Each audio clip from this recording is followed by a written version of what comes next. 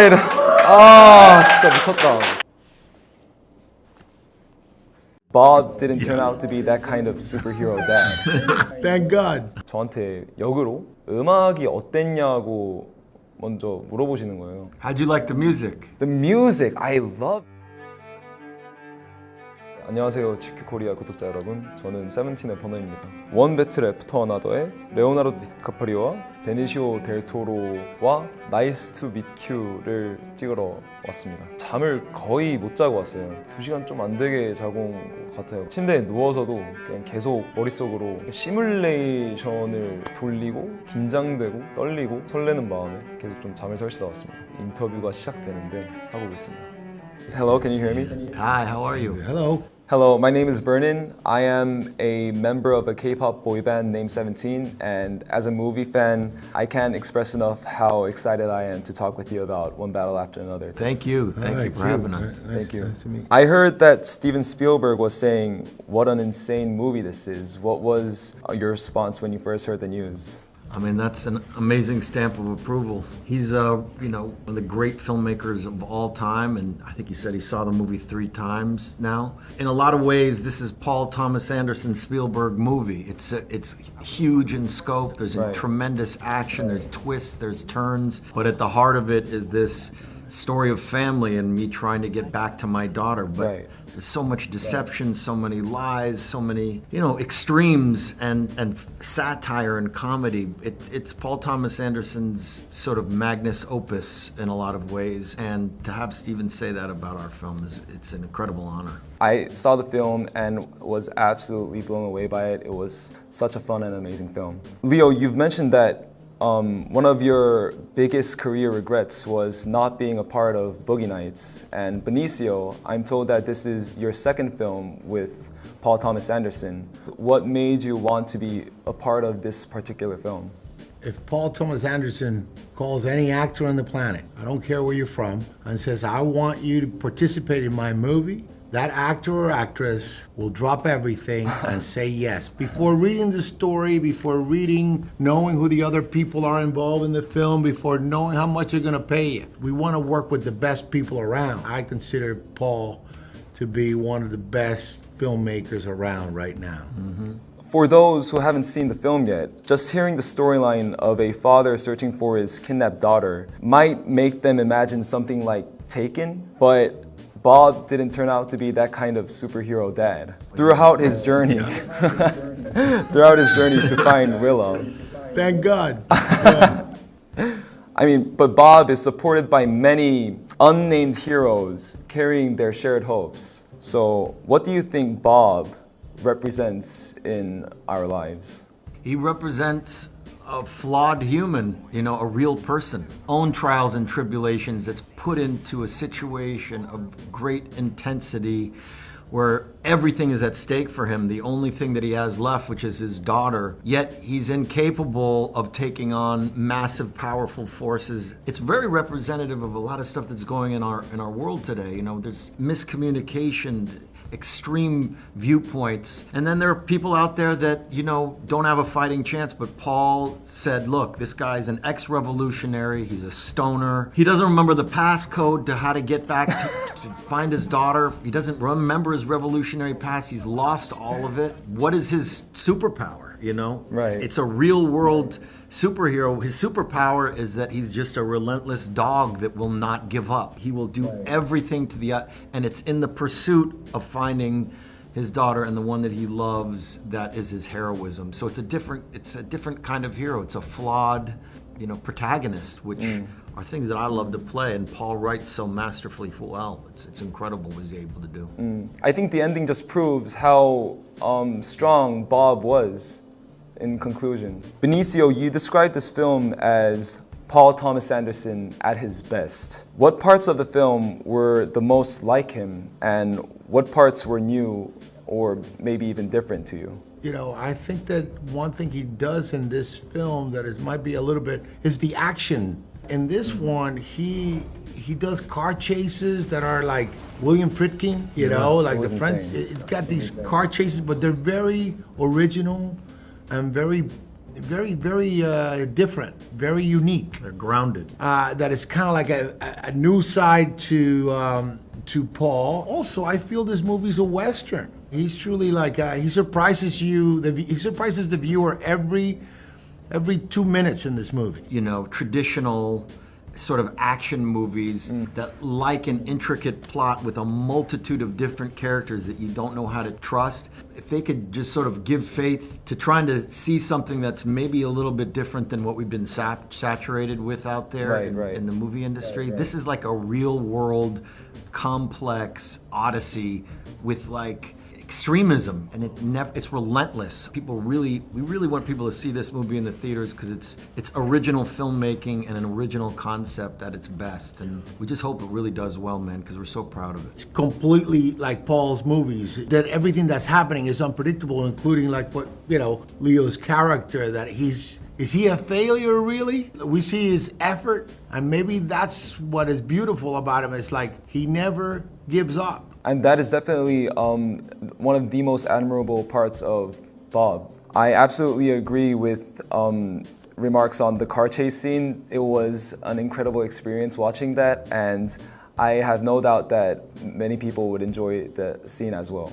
How'd you like the music? The music, I loved it. I mean, like, it's just so different and unique, but it just makes me focus so much on what's happening in the movie. And yeah, the music was incredible as well. What was your favorite scene during shooting? After shooting was all done, what was your favorite scene during watching the movie? I got to go, my scenes with this guy. These heroes that are ill-equipped to deal with the forces at bay, and they're up against all odds. Once we got a handle of who these guys were, we just kind of hopped in the car and we were those guys. It was great to have that camaraderie and that ability to improvise, that ability to create our own characters on the spot. And Paul created that microcosm for us. He created a... Nice. Yeah, he's saying that because I'm here right now, but if no, otherwise I'm alone, man. No, that's right. Yeah, I agree with you know, that whole scene.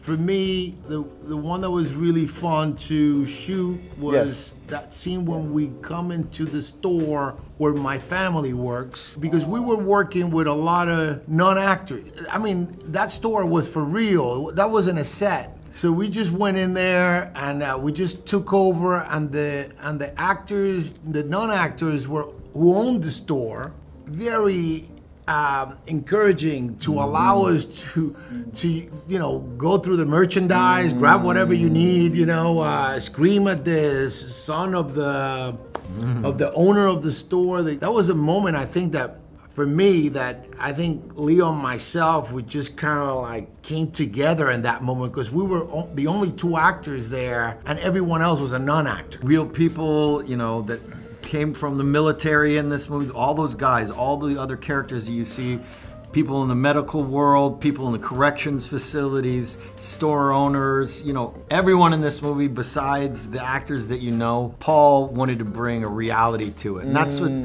what I think people are gonna love about this movie, is that at a day and age where we're so used to special effects and CGI, this is a big, robust odyssey with like a reality and a grittiness to it, even the way it was shot. Paul really is trying to do a throwback to that old school style of filmmaking that we don't get to see so often anymore. I couldn't agree more. I just loved how real the whole movie felt. And also the movie, one of the biggest subject matters of the movie is resistance. Resistance isn't just about fighting against massive injustice. Do you have any moments in your daily lives that you may call small but personal resistance? You want to go first? You do it now. It's having the courage to, you know, say what you believe and speak your truth. In our world getting harder and harder, everyone wants to be more and more quiet and not speak out. I mean, our world is so confusing right now, and with the onset of all this social media, trying to decipher what's truth, what are lies, all this stuff is themes in the movie too. Intergenerational miscommunication. I mean, I think that was represented in this movie a lot too with my daughter. I don't know how to speak to my daughter anymore. She's of a different generation. Right. We don't know who's what, but we still love each other, and at the end of the day. And I guess if you're asking that, it's just about having the courage. I mean, his line says it best, right? What is freedom? It means having no fear. I'd actually love to ask about that line as well. Freedom is no fear like Tom Cruise. If it were up to you, would you express it any other way, or do you think that's just like the spot-on line? Well, I think that line is, it's kind of like a combination of two things. As I'm saying, freedom is no fear, right? Yes. Which means I'm talking about him getting out of the car, just having the courage To jump out. to jump from a moving car, and that's why the connection with Tom Cruise is. And here is a guy who has on the phone ring the song of the Eye of the Tiger from Rocky, so you know he watches movies. So he's probably and he does have a Superman poster in his dojo Right, in the right. back there. So when I do that, that's a Nina Simone line, I believe. I think it's Nina Simone who said that line. But like Tom Cruise is like, I'm trying to motivate him to jump. This is the meat and potatoes definition of that line, the way I thought about it when I said it. So don't be afraid, do it like Tom Cruise. That was one of my favorite lines of the movie. And thank you so much for your time. I think our time is up. As a huge fan, it was an honor to talk to you. Thank you so much. Thank you. Yes. All right. you. Take care. All right. Thank you.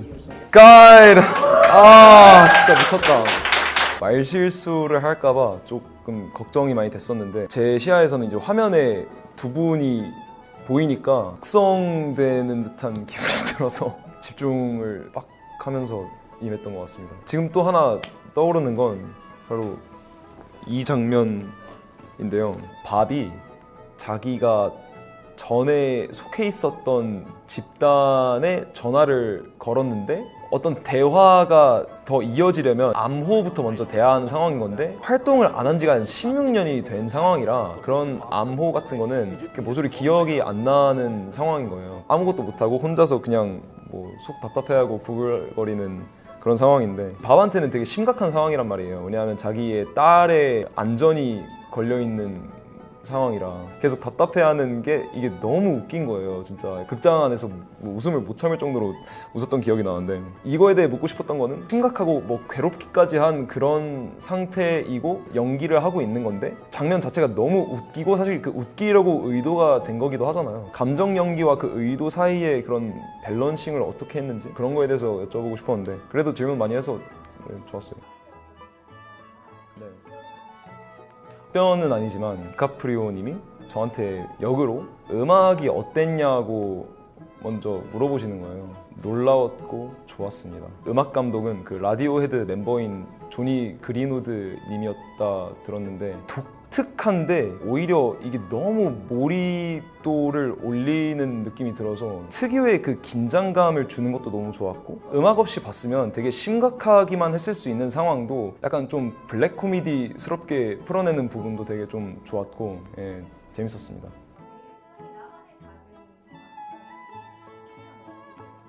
솔직히 저였어도 어떻게 대답을 했을지 모르겠어요. 답변을 듣고 너무 공감이 됐어요. 특히나 요즘은 서로를 배려하고자 아니면 서로가 서로를 의식하기 때문에 표현의 자유가 점점 약간 이렇게 억압되는 느낌이 있는 것 같은데 그거에 대해서 그런 답변을 주셔서 되게 좀 인상 깊고 좋았습니다. 폴 토마스 앤더슨 감독님의 첫 블록버스터 액션 작품이라 들었어요.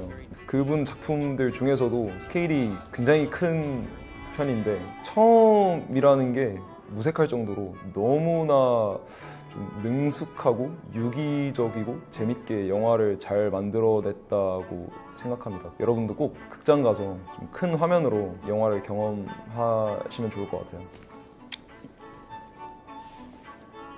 제가 원래 이걸 끼고 지금 한 줄 평을 말해야 되는데 사실 준비를 못 해왔어요. 그렇지만 뭐 하고 싶은 얘기는 있기 때문에 일단은 안경을 좀 벗고 얘기하겠습니다. 예. 재미와 쾌감과 스릴과 감동이 조화롭게 엮여진 그런 영화라고 느꼈고 누구에게나 소개하고 추천해주고 싶을 정도로 좀 재미있었던 영화여서 여러분도 꼭 보시는 걸 추천드립니다. 개인적으로 이 자리가 너무나 좀 약간 영광스러웠던 만큼 나름 좀 부담감을 가지고 임했는데 부족함이 있었다 하더라도 시청자분들께 좀 유익했기를 바라고 원 배틀 애프터 어나더도 많이 봐주세요. 감사합니다.